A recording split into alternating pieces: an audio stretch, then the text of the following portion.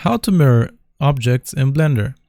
The most important thing you need to remember is that if you just grab your object and move it around, you're not moving the pivot point.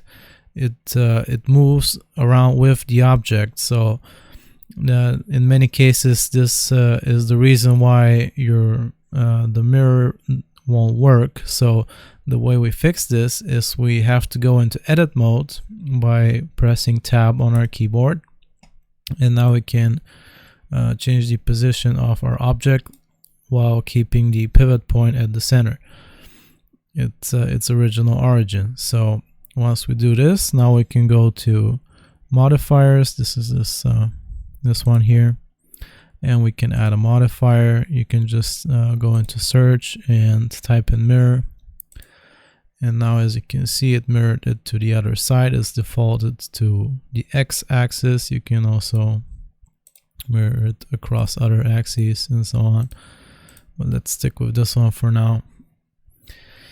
Okay, so now you can see that if I go to this option, I can modify my object and it will reflect onto the other side like that.